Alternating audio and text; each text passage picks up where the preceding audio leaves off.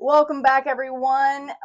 We are here for another Mondays with Micah. We are continuing this series of being a watchman, and I have a firefighter, volunteer, or Correct? yes, a volunteer firefighter. Chris Tsitsera is on the show here today. I call it so many things. The next episode. So, what is this? This is nice people in this community obliging me and allowing me to ask them a bunch of questions about their life. And hopefully, and I know it will be very interesting. I've known Chris since probably knowing Trish, Yep. which she told me was 10 years. Mhm. And so I came on the board with the United Way the same year that she became the administrator of the United Way. And therefore, Chris came around as we got to do more and more on the board and activities in this community. Fast forward to 2025, after we had the founded the Widow Walk here. I was able to communicate with Chris, and I think other people brought it up. We had been meeting downtown in the evenings, and we were starting to get some complications with the widows not wanting to drive at night. And so I started asking around, like, where would be a neutral location that we could meet and have our gatherings that we do once a month. And somebody told me to contact the Hunterdale Fire Department. I truly believe if Chris wouldn't be there advocating for me, it may have not happened. And they have been so kind for over a year now, us meeting there once a month. He's the one who has to unlock it and put the chairs. And so thank you, Chris, for your volunteering for this widows group that is gathering. But I have to tell you that there has never been just me or the board there. I'm surprised who shows up. But we had a lady last Saturday from a Hosky. Wow. And so that's the furthest someone has driven. I think we've had a few close to Jarrett before. And so it kind of is this evolving thing, but they had just started following us. And she lost her husband 5 years ago, and it was also a sudden loss. And so it was interesting to hear her story. But what I want to tell you guys is that fire department was the one that was called when my husband passed. And so I told the folks that when we first started going there, that I was going back to the scene of the crime. I was going back to where it began, the first call. And I just have to tell you folks that it's a good energy. It's a good space. That's all I want to tell you. There's a lot of natural light. It was a better location for us, and it has just felt like a lighter mood. And I'm thankful for that, because you just don't know. And these types of low businesses, and that's not even the right term, but service industries, if it's going to feel heavy in there, because typically if they're being called, you're called for a fire, or you can tell me what more you're called for. However, I will give a little silly storyline here. And I told him, he said, you don't have to expose this, Micah. And I'm like, of course I do, because I'm just a girl and I'm not supposed to fry food. Okay, that's really the summary, folks. Micah's not supposed to have fried food anymore. And every time she goes to fry something or cook something with a little more sizzle, it takes my smoke alarm. It turns my smoke alarm off. And they have come at least 3 times, and I'm tired of them coming. So I'm swearing off all the food. Bacon was one of them. Fried green tomatoes. Was the worst one. Pancakes was my most recent episode, and I had to text him to try to cut the situation off, because I did not realize that you have 15 seconds to turn your alarm off, and I was running to the smoke alarm to try to get it to stop beeping, and what happens is it tripped my alarm to call them. And so I had to get them to stand down, but I couldn't. You have to call the security company to get them to stand down, and they don't answer the phone. So I had to then text Chris again while he's at work. This is a recent episode. This is like in the last week. To call the sheriff's office so that they would cancel the order. And there was still a volunteer that drove up. At least it wasn't the whole truck this time. Every other time was the whole truck. So thankfully, it has become a little bit of a laughing joke. What has Micah cooked now? But it has not been out of crisis why they have been called since my husband passed. That is the blessing, that there was never a fire. Mm-hmm. It's just lack of exhaust or proper cooking. Mostly it's about my handling. So all of that to say, that is my intro, that he has rescued me multiple times. And they had to put fans in my house to suck out that fried green tomato episode. And so I don't know how to cook them properly, and that's okay. I'm okay not cooking them ever again. But my children love bacon, so we've now cooked those in the oven. Well, it's good. You found a good way to still cook it, but not cause the smoke alarms to go off. And so this leads me to my first simple question. How often are you called for grease fires? How often are we called for grease fires? Is that a common call? It is a common call, and I will say for the most part, we're lucky that it's the type of call where when we get there, there's not an actual fire. Mm-hmm. It might be smoky. We help get the smoke out of the house. Mm-hmm. I could probably name a half a dozen different folks that we've been to in the last 6 months that, again, something just got left on the stove. The positive is the smoke detectors are so sensitive. Yes. We'd rather come out and get the smoke out, or for you to say, hey, I'm sorry, it's nothing, it's canceled, than for your house to actually be on fire, or your kitchen to be on fire, which that's a lot of accidents happen. So yes. I would say it's usually once or twice a month that we'll get a call that's cooking related. Yes. Grease fire, pans boiling over, with the new glass top stoves, they boil over and it could catch something. Okay. So but yeah, it's so that is a common thing, as we're hearing, and for whatever reason, I'm a number and address that they now know. I didn't see that in my future, but it happened multiple times. So note to self, I learned a few things about the alarm systems. Maybe it's mine, but you can call your security company and find out what is your lag time. And I moved mine to 30 seconds so that I have a little more time to turn it off. And I didn't know that that was the hack I was supposed to do, because, like I said, I went to the smoke detector, not the panel. Thank you. Go to the panel first, folks. Yes. That is the life hack here today. If you and have know your code. If you know your code, because that'll be the question that they call or that you'll have to put in if you need it to be canceled. Yes. We'd rather come out and go home than for you to call us back later because it was more than you thought it was. Well, I didn't see us starting here, but now it's making me ask you another question. Do you have some safety tips with these repetitive calls that you could and educate us on, that would be helpful, that maybe isn't something we would know? Definitely, if you do have an alarm system, again, knowing what your passcode is. We have it where if the smoke detector, let's say, goes off in your house, the alarm company contacts you.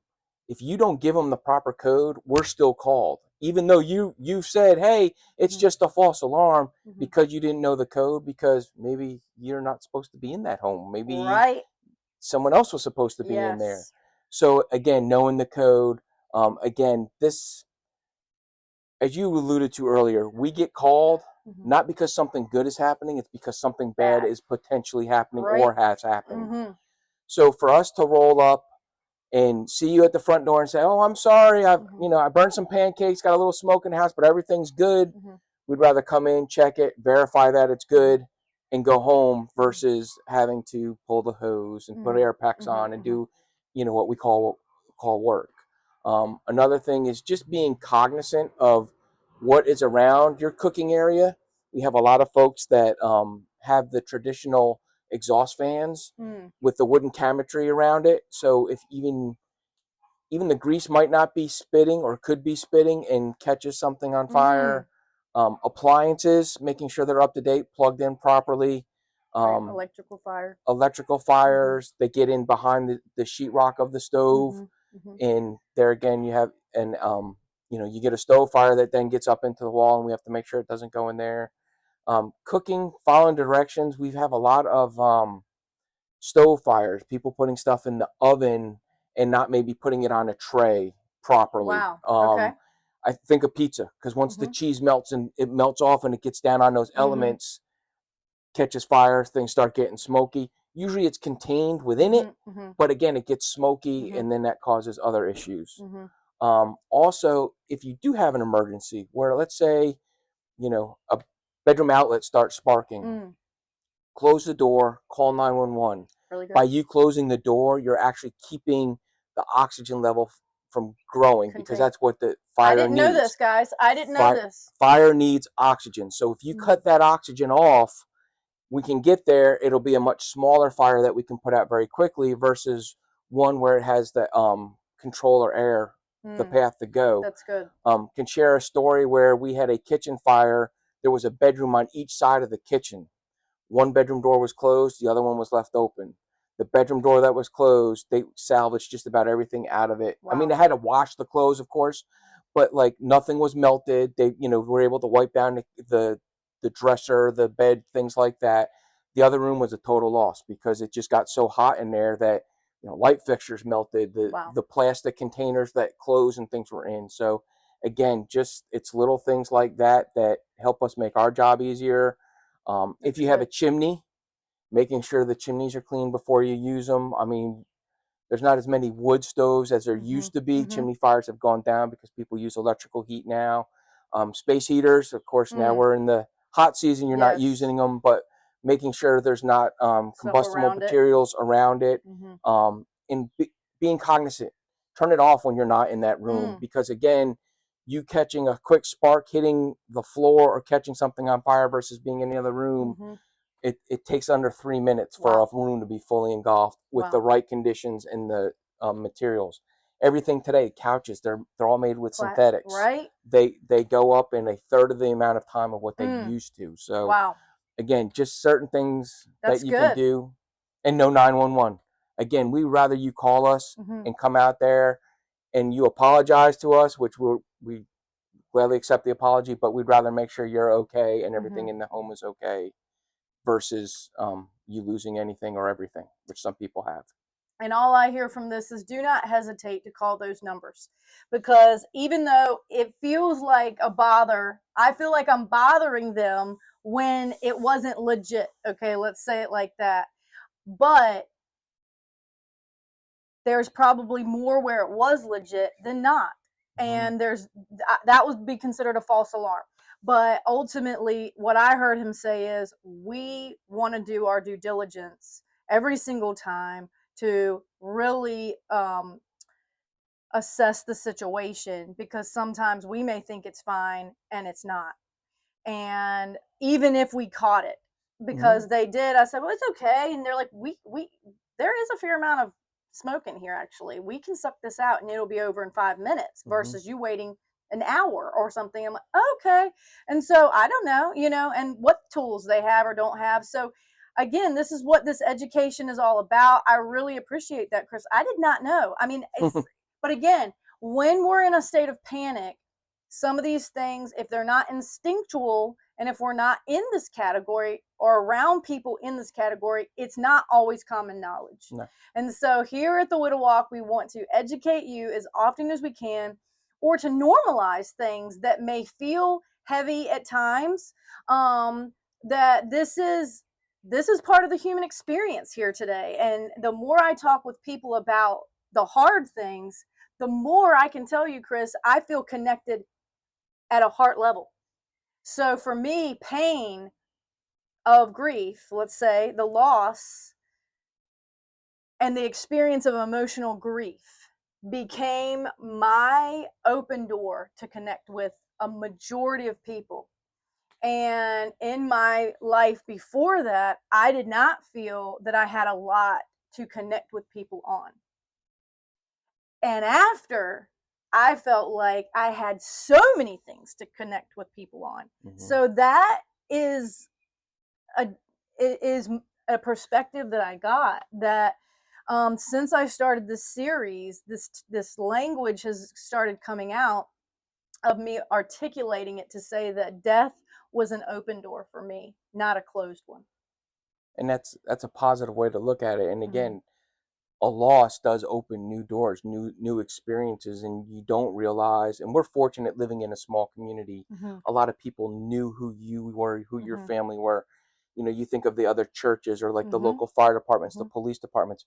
These are families Mm-hmm. within the community that people know, Right. and they experience loss, whether it's firsthand or secondhand or even third hand. That's all right. It's having the support system, Mm-hmm. not realizing you have that support Yes, system, thank you. but then, you know, look at what you've done. I mean, you've taken that and created this whole new experience for other people to help deal with similar losses in a whole new perspective. We enjoy having your group come up to our fire department, being able to use it, because again, 95% of the time people call the fire department because there's a problem. Mm. Here we feel like we're able to give back to the community. Mm-hmm. You know, your group uses it. It's just a place for you all to meet. Mm-hmm. You've been kind and invited us up, and Mm-hmm. we've had some snacks left, Mm-hmm. and we do have the paid ambulance crew there that have always been complimentary of you and your group, and you know, respectful of what you all are doing. Mm-hmm. And again, we enjoy it, and we hope to continue that partnership for sure. And that the collaboration of things, you know, these are where life gets super interesting, because if someone would have told me 5 years ago this conversation would be happening, I'm like, okay, seems random, you know. And the random moments in our life, it really wasn't, is what I'm trying to say. That 10 years ago, um which was before my husband passed, I think it's hard to really assess all of this, but I think it happened before that I was on the United Way board, and this is when I would need Trish to confirm. Anyway, the relationships that happen at certain times in our life are are critical in our life, and these are the types of opportunities that when you get to reflect on your life, how much more meaningful it becomes. And you don't, you think it's just a service, but what he's trying to allude to is that it becomes a family, is what I'm trying to say. A stranger, when I first met them and got on this board, became people that you care about, and then you Mm-hmm. find out that these people drop something off or they've been praying for you. What happens is that your sphere of influence or your circle of friends gets larger. And I'm telling you, grieving together made everything better. That is what a rhyme I love to say, that grieving together made it better.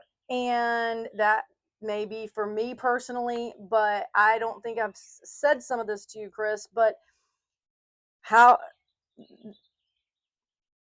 the overwhelming response, because of people knowing my husband, that came out of the woodwork, Mm-hmm. the biggest impact on me personally was when people, I didn't know how many people he actually checked on, Mm-hmm. that he never talked about. And so the unsung hero, let's call it, and these people came out of the woodwork, and so many more from all ages, because he was a teacher for 20 years, and you can speak into Yep. that. So then you think about all these kids that are now adults, and then the parents that were connected to kids. It's so multi-layered, multifaceted. And then he was in basketball, so, and he was at the Y for a majority of his life, and he played intramural, and he worked at McDonald's, and people remembered him. So he was a memorable person. We'd love to all say that. But he really was. And then even when people moved, he would still follow up with them. And it blew me away, Chris, at such a point, because people came back to not just pay their respects, but to serve Mm-hmm. me, and because they wanted to give back. So folks, I'm telling you that those acts of kindness, it changed my life. It changed my perspective on people. It made me, it woke a love up inside of me for people and the appreciation for each other. And so here at the Widow Walk, my biggest soapbox is check on each other. Check on the widow and widower. Don't assume we're okay. Check on your neighbor, whether widow or widower or not. Check on your friends, guys. As adults, we get busier and busier in our schedules and lives. And then you find out it's been 3 months since you checked on one of your close friends. It's not okay. Okay. This is not a good skill set to lose. You know, the letters that the good acts of, you know what I'm trying to say, the letters, the things that used to be for our grandparents' age, Right. we're getting away from. And even though we have social media and we can respond faster than ever before, it seems that a lot of us have become more isolated than ever before post COVID. You missed a personal experience. Thank you. Yes, it's very easy to reach out to a family member or a friend via text. Mm-hmm. You can sit there, type it away. Of course, the younger you are, you type quicker. Mm-hmm. You don't have to look at the keyboard. But, a phone call, Yeah. just picking up the phone and talking to someone, Human voice. Mm-hmm. like you said, a written correspondence, that It's moving. the younger generations are, and I'll say younger, Yeah. I'll even include me. I mean, even my We're not generation, doing it. we're not doing it because, again, like you said, social media Mm-hmm. and the technology has just Mm-hmm. improved so much. But we unfortunately reach out to folks Mm-hmm. in their greatest time of need, where maybe, not always, maybe Mm-hmm. if we reached out to them a little bit earlier, there might have been a Mm-hmm. way to help them cope. Mm-hmm. There are certain emergencies that Right. happen that Can't control. you cannot control. Right. But unfortunately today, I mean, you have people that get sick. Mm-hmm. Modern medicine is great, Yeah. but it's also prolonging some things for some folks. Right. And you know, just having that friend to talk to for 5 minutes, or just Mm-hmm. to check on, Mm-hmm.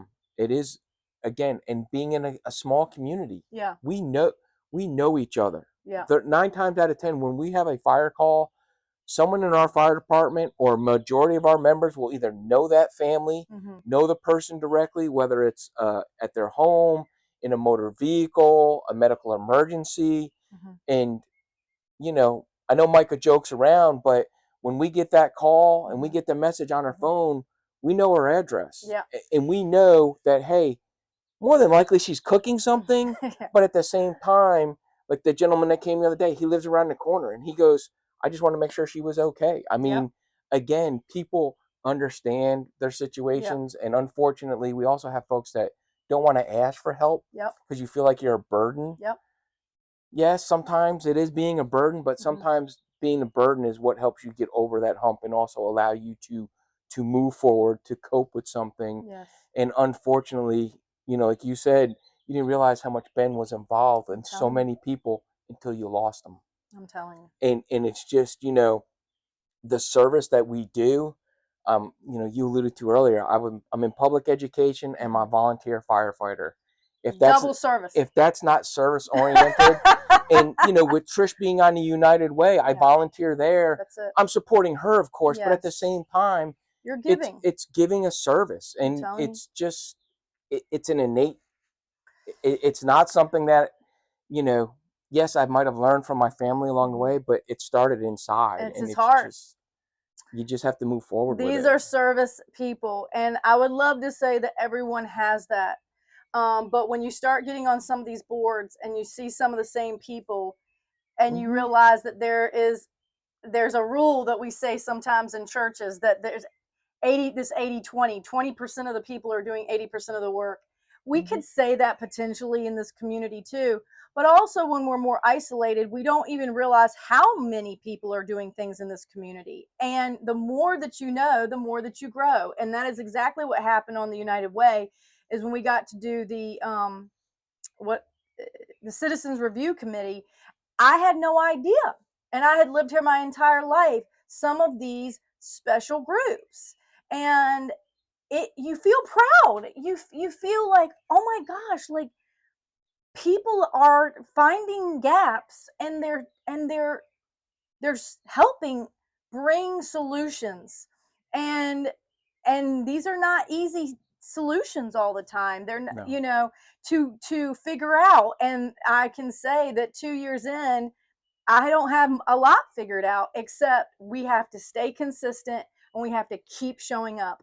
And those things may seem similar, but if we stop doing what we're doing, we can't lose heart when you're walking with people in loss. And we've just had another recent loss, you may know, um, with Chuck Gatton. Mm-hmm. And that was pretty quick, guys. And so this is a couple in our church. And it's hard for me when I just communicated with this man in April to sing for his sister's funeral. And a month later, he's gone. And so I'm singing at his funeral.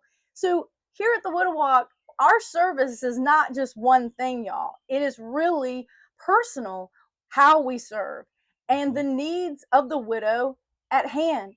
And what I can tell you is that Judy and I have been able to assist and check on and be intentional with Cherie in a way that without us have gone through it ourselves, we would not be able to do. Mm-hmm. And we can feel the relief just coming off of her.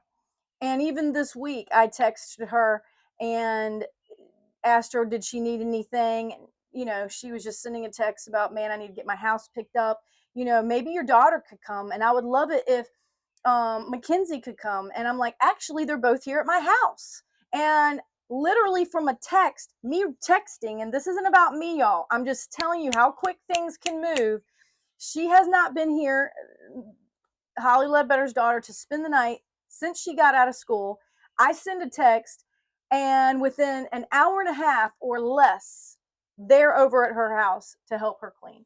Mm-hmm. The week of the funeral. And she said, and this is what we have to do, y'all. These are the little intentional nuggets where you send it and then we're able to move on something. I got a text from somebody else that somebody was in East Cortland Healthcare and she had fallen and she's got some dementia and they've sent her home and now the family needs another sitter to sit with them during the day. They sent me a text.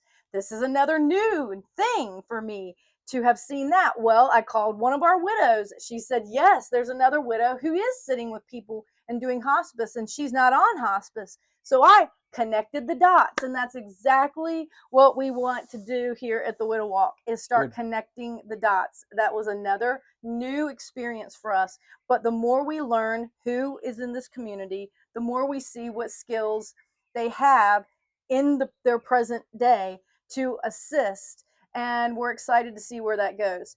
All that to say, back to Chris. How did you get here? How did I get here? I came via from New York originally. Okay. I grew up in what is called the community of Esopus, which is similar to what Southampton County is. Okay. We're a very rural farm agricultural area, volunteer fire departments, couple small elementary schools, one high school, that type of flow. Woodstock, I lived in the same county as Woodstock, so now it gives you an idea of where it was. I was not part of Woodstock. That was before my time, although the 25th anniversary is another story. But anyway, I actually came down. I moved actually to Virginia Beach and started teaching. Okay. And what subject? I was an elementary school teacher. My career aspirations were I was going to be a paid firefighter in New York for 20 years. Then I was going to teach for 20 years, and I was going to retire with a dual retirement. I was going to live the good life. I love this story. Unfortunately, I got waitlisted for. We had one, like similar to here, we had one paid fire company. I took the firefighter's exam. I was waitlisted. I was going to college at the time, and I said, whatever one comes out first. I graduated in December '95 with my teaching degree, moved to Virginia Beach because they were growing and expanding, had some family down there, so I had some connections. Moved down January, and then February 1st, I got the letter to the Fire Academy in New York. However, I had already put, I was moved, I had an apartment, I was working on getting a job. So I was in Virginia Beach as a teacher, then became an administrator, and then I moved out to Southampton County. Actually, Riverdale Elementary School. I was the Mm-hmm. principal there. Worked at Nottoway. Went to the central office. Currently, I work for the state um, education department. The firefighting side, probably maybe 3 years old. I was old enough to follow my dad. Um, it was something I wanted to do. My great grandfather and grandfather actually started the Esopus Fire Department as charter members. Awesome. Then my dad, and then again, you had to be 16. And I think from age 3 to 16, I went to everything I could go with him, Mm. jumped right into it. Virginia Beach is primarily professional.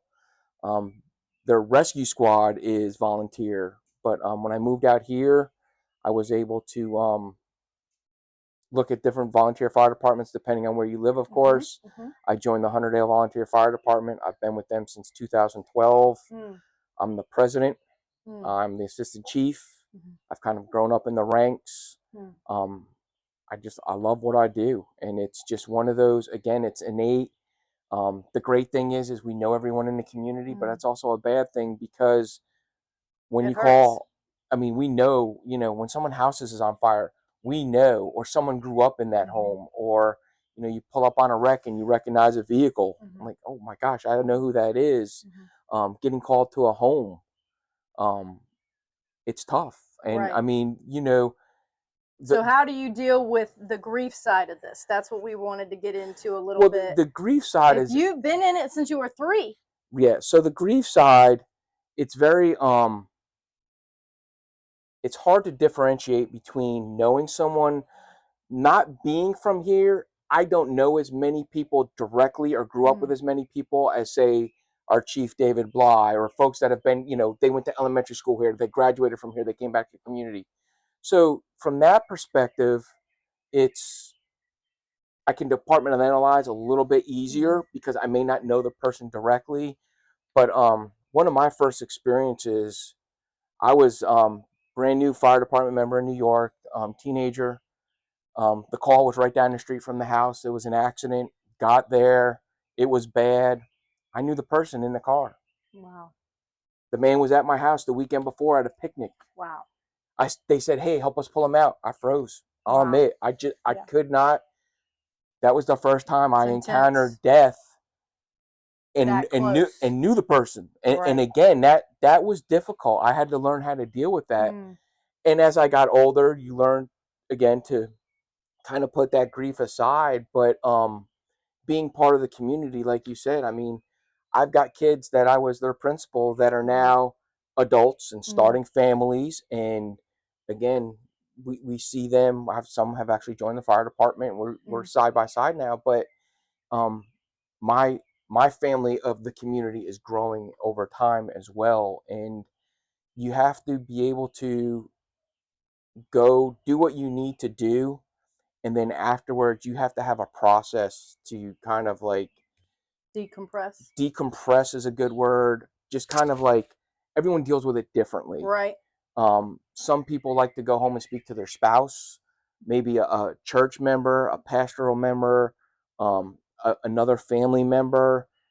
Some people want to talk about it immediately. Mm, We're fortunate that we have different crisis groups that we actually can come in, some local religious folks that allow us to kind of talk. And again, how I deal with it and how you deal with it could be a little bit different. right. So not only are we dealing with it, but we have to be cognizant of the people around us and how we're dealing with it. Mm-hmm. Where, I might have an off-hander joke to kind of deal with it, but you might find that very offensive Offensive. Right. because of of being in a Right. different relationship. And And that's it's even a response of stress. Like when we're uncomfortable, some people get angry, some people shut down and kind of mm-hmm. freeze, some people make jokes. And it's not that we're trying to be insensitive. No, It's really, but if, you know, but I mean that call for me was 35 years ago, and I could probably to this day tell you where I was standing, what color the gentleman's car was, mm-hmm. It was a and marked moment. it was a marked moment. And Yeah. and to be honest, it would take me a couple minutes, but I could probably write down every single call that I've been on since I started in 1991. I'm sorry, 1986 up until now on like how many people I came across where there was an actual death. Mm. Some I knew directly, some I didn't know directly, but I mean, there is that little piece, like you said, that gets stamped Mm-hmm. in the back of your mind Mm-hmm. that, certain things trigger it. Right. Whether it's the Mm-hmm. type of vehicle, or it might be the type of home. Right. It could be a smell. It could Yep. be a sound. Mm-hmm. My dad and mom used to joke me, like, I could hear a siren a mile away, and I'd say what the Mm-hmm. siren was. Like, that's an ambulance. I'm like, how do you know? And sure Mm-hmm. enough, there it comes in. Mm-hmm. It's just one of those things Mm-hmm. that you kind of, as you just Do go it. along, you kind of get it and go with it. But That's good.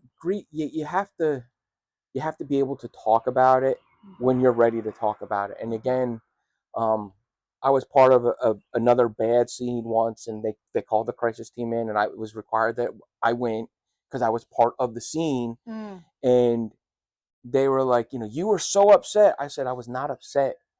I said, I was mad. Like, why were you mad? You shouldn't be mad. I said, I was mad because I didn't think it was going correctly. The person Mm. that passed away, unfortunately, was passed away.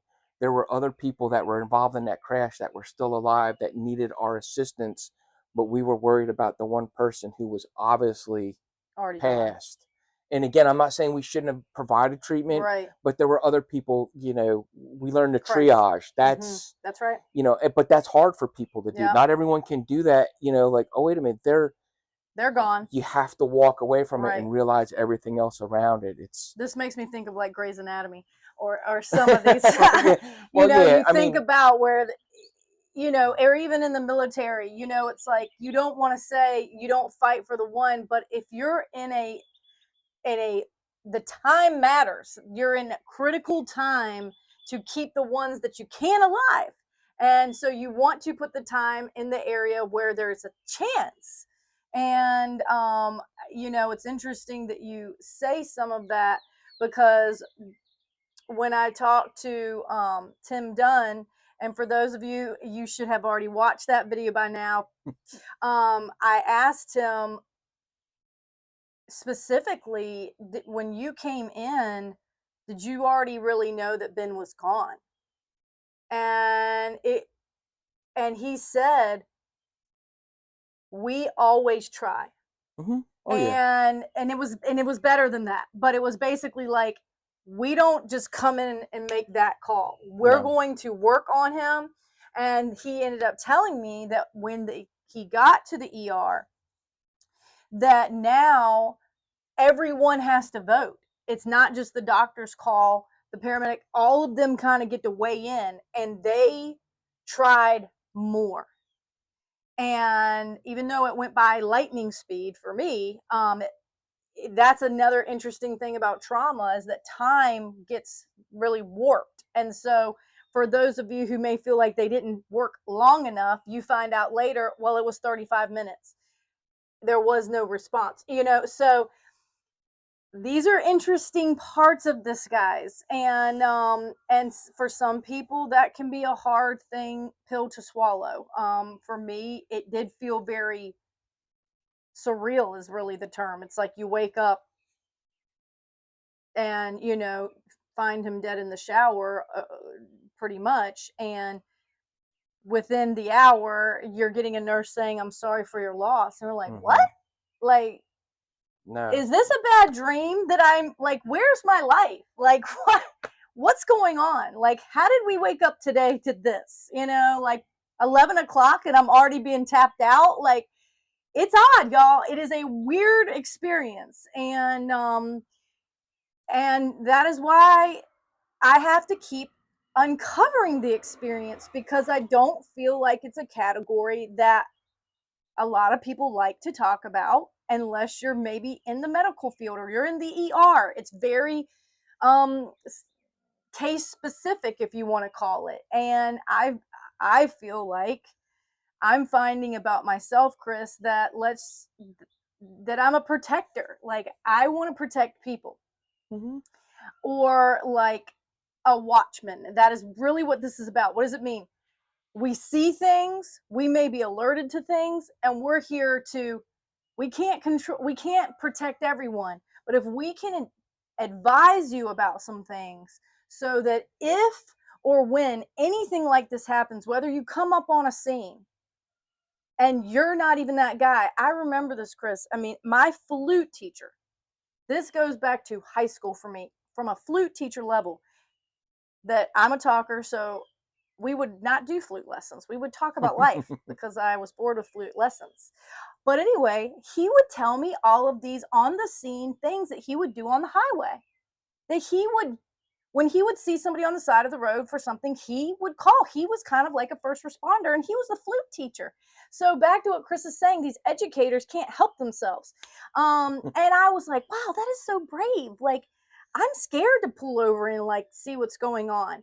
But I'm thankful that there's people like Chris who will pull over and see what's going on. And it saves lives, y'all. They come on the scene at the right time. And I have to believe that God is in the midst of that. And I did ask Tim this, so I want to ask you too. Has, you can say from the teaching side, I love having this dualism because it feels like such polar different places, kind of. That you just, God did something in the midst of it. There was somehow protection. And he just used an example of, someone falling 40 feet off a ladder and barely a bruise, things that felt Yeah. like someone got caught. And no one can see it, no one saw it, but he should be more hurt than this. Mm-hmm. And do you have any stories like that that pop in your mind where you're like, this doesn't make sense, but I'm thankful that it ended the way that it did? I would say there was a motor vehicle accident once, and the car was, I mean, mangled, wrecked. Like, and the person was standing next to it, and I'm like, "Were you in this?" And he was like, "Yeah." I'm like, there's no, I mean, the space was probably like, I wouldn't even say it was squat. Like, you could not have gotten back in that space afterwards. That's how crushed it was. And there was some sort of miracle that, I mean, yeah, he got, and again, to go back to my original story with the gentleman that I knew that died in an accident, Mm-hmm. looking from one side of the car, you would not have believed he had like, you would have been like, oh, he's probably got a couple bumps and bruises. Mm. But the mechanism of injury, the way he hit his head, he didn't have a seatbelt on. I mean, again, this was back in the 80s. Mm-hmm. That's what caused. And Mm. again, we see today motor vehicle accidents where cars are just, the way they're built, they're actually, like, the crumple zones around people are there to protect them, and people are walking away or having minor injuries, and you're like, there's no way that 30 years ago that you would have been, walking away. That's good. um So you're telling me the cars are getting safer even though they feel like plastic to me? the crumple zone, the area around where you are, is supposed to be safer, and You're eh, seeing some. we are seeing some, not all, but Mm. some makes and models. It's very helpful to know, airbags, Mm. Right? seatbelts. Some people say, "Oh, I don't want to wear my seatbelt. What if the car catches on fire?" That is a very small amount of number of Mm. the cars that catch on fire where a person cannot get out. Not saying it can't happen, but, Right. and We think um, it's a higher we percentage than it think it's higher actually than what is. it is. Yeah, and it's just, been on some medical calls, same thing, kind of like what Tim said. Someone falls 40 feet, and it's like, oh my gosh. And then you have someone like, we're sitting on this couch that will just step the wrong way and break a leg Right. because their ankle crumpled under them just the right way, and you're like, how did that Right. happen? But, there again, that gentleman fell 40 feet. I mean, that's a Serious. 4-story house. That's pretty Mm-hmm. high up. They should have broke their back, if not more. I have to bring it up because Okay. I just, I know it may not be everybody's thing, but I like the, it is a miracle. It's not magic. And the miracle that there are forces out protecting us, unbeknownst, angels unaware, as we like to say. But sometimes I love when I hear stories, and it's not often, where you get the passenger in the car and a nurse comes up on the scene, or the paramedic comes up on the scene that was just driving home. They weren't on duty, they were off duty, Mm-hmm. and they're at the right place at the right time. And so I'm just trying to let y'all hear the value of these positions, the value of being trained in these vocations, volunteer or not, what it instills in you. I mean, can you speak on that, Chris, of like, okay, you have legacy, you have generational um breeding, if you want to say, like, you grew up under all of this, but what do you feel like the lens you have seeing that? Because I hear this with police officers, it's generational. So many times, military, so many times there is this thread that pulls through about service, and it just keeps going. Yeah, I think it is generational. I mean, like I have two sisters. My one sister's a nurse. She's a school nurse. I mean, she started in the emergency field and then moved into a school, and it's just it's in your blood. It's innate. Um, it's just that wanting to help Yeah. piece that it's um, one of the greatest things for us is when we pull up on the scene, like you said, and one of those bystanders has some sort of medical background or training, or even if they don't and can just give us a basic description. Thinking of a gentleman that it was a motorcycle accident, and like the person behind it said, "This is what happened. This is the way the bike rolled. This is the way the victim." I mean, all that information was helpful for us to know. Like, okay, it was this or this, or Mm-hmm. when we go out in the middle of nowhere and it's just an accident and no one has seen it, you're playing a guessing game. It's Right. like, what can you eliminate? To use your experience, it was home, it was in a particular Right. environment. Right. So there are certain things in our medical mindset that say, okay, is it this, is it this, is it this, is it Mm-hmm. there's certain things. The more that's unknown, the the more we have to go through. um Very well said. same with when we come upon a fire. Mm. If people can say like, hey, this light in this room was sparking, Mm-hmm. okay, that gives us an idea of about where it is or Mm-hmm. what's causing it. Mm-hmm. Mm-hmm. Or a garage is on fire, well, I just pulled the lawnmower in and closed the door, Mm-hmm. okay, well, that might be Mm-hmm. that could be something that might have caused or not have caused it. So Mm-hmm. again, it helps give us information. And whether you're volunteer or you're paid, having the more knowledge we can get, the better we can use our expertise or our training to try to help rectify. And we don't win them all, unfortunately. But if at the end of the day we can say, look, we did everything we could, Yeah. or we learned from what we did Yep. or could do, Right. that's a win for us. From that perspective, because you're not going. We can't. Unfortunately, we can't save everybody. I mean, it's the nature of our profession. Yeah, profession. Right. And it can be, like you said, you mentioned military earlier, PTSD. There are some Yes. folks. I have a family member that whose company was in 9/11, Mm. and it just so happened the day that it happened, he had left shift early to bring his daughter to school. He would have been there. I mean, he had left to bring her to school. By the time he had got there, he had lost everybody that he had worked with the night before was gone.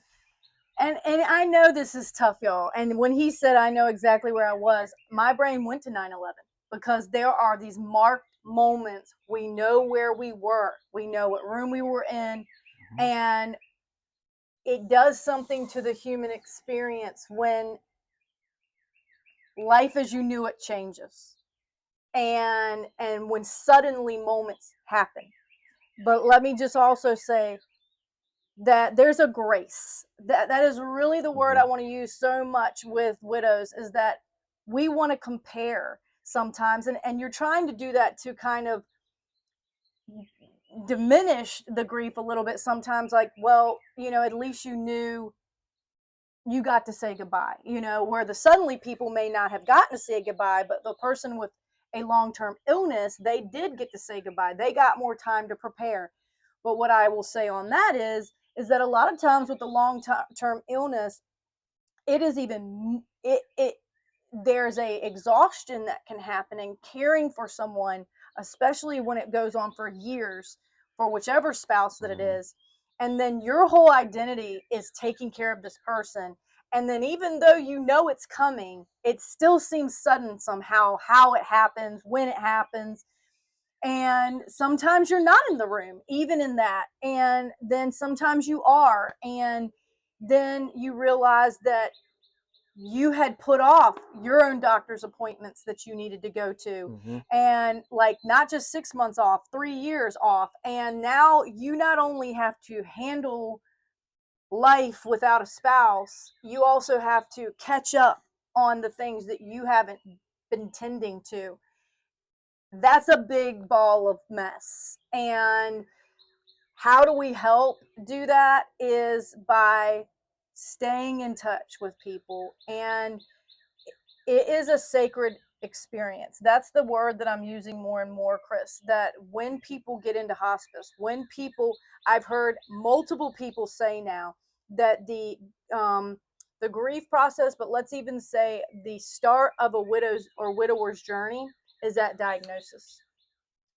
It is. That was very fascinating to hear someone say, where I'm just telling you from a human perspective, we would consider you not one until that person is completely gone. But there is a decline, there is a losing a person piece by piece, measure by measure, from that diagnosis on. The life that you had with this person is gone from that point forward, unless they get, I'm talking about a terminally ill diagnosis, not some of these other levels where, thankfully, with medical things, people are bouncing back. Yeah. We are going through the valley and we're coming out the other side. So, is there any other stories or thoughts that you had on your heart that you wanted to share that we haven't covered? No, I think I covered the ones that I wanted to cover. Awesome. Thank you for having me, and what you do, and again, the being part of a small community. I Mm-hmm. mean, we feel for each other. We're there for each Mm-hmm. other, and it would be nice to see people coming together for positives, not just in the time of need. Mm-hmm. Because again, you don't know. I mean, I kiss my wife goodbye every morning because if God forbid something happened to me Mm-hmm. driving to work, at least there was that Closure. experience. There was that like goodbye, and It's good. I mean it might be dark, but at the same time, it's just for me. That's It's good. it's It's a how to. loving act. It It's is. not just a habit, It's not. It's not a. I mean, it may feel like a habit, but again, it's just to know that God forbid if something happened, that was my last experience Mm, because loss, you can plan for loss, but mm, until it actually happens to you, or mm-hmm, whether, like you said, whether it's a long drawn out process mm-hmm, or a mm-hmm, snap of the finger. I mm-hmm. mean, like you said, it was not on your bingo card. I'm sure that No. morning to say to for your loss to happen. And it you hear these stories, and we won't continue to belabor this, where there was a family reunion or there was this gathering. There were gatherings, and then something suddenly happened shortly after, or they just had their 65th birthday or something like Hmm. that. And I'm like, that's a gift. And these things happen. I mean, we had a very distinct, a person that lives in South Carolina was coming through on a vacation, ended up stopping here in Franklin because they realized that they had made a mistake, and the day they were supposed to check in was a day later. They came here in error, and she got to say goodbye to my husband. Wow. Y'all, I understand, but those are the things where I saw the Lord's kindness in so many ways. And to be honest, I have cried throughout this grief journey, but I have cried more about being overwhelmed by the Lord's kindness in things that we couldn't control that happened than about the grief.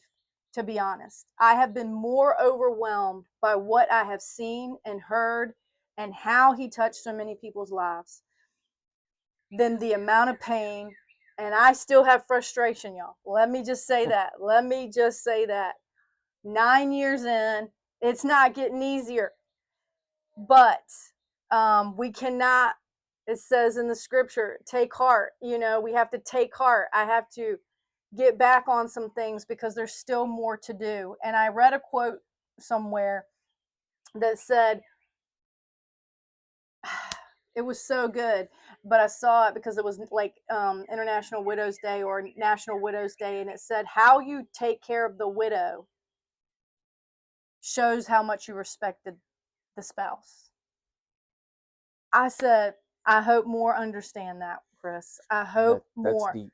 That was so deep. It had to take someone who's been through it to say, and I feel like I'm a testimony of that, that there were so many of you in this community that respected my husband, that you came to comfort me in whatever form that was. Fried chicken, cutting the grass, um, cutting down trees, cleaning the yard, doing mulch. I mean, there's a myriad of different things that happen, and we need all of it. We really do. It's not just one area. And so, if you are someone who has a heart to serve, and you're twiddling your thumbs here in this community, I don't know many that are twiddling their thumbs right now. We would love to get into you get in touch with us because there are more needs that are coming to our attention, and we need to know who you are so that we can connect you with the need at hand. And these are the unsung heroes. But what do is you break loneliness off of people when you show up. You bring a smile to people's face, and it could have been a week or 2 weeks or a month that they haven't smiled. And so when you get that thought to connect with someone you haven't thought of in a while, please do it. You don't know what that day is holding for those people. And just that little text saying, thinking of you, can change a person's day, maybe even their week or month. I'm telling you, it doesn't take much kindness for a widow for her to feel happy and like just have more pep in her step, more energy to keep going in this journey called life. Stay tuned for more. See you next time. Bye bye. Bye.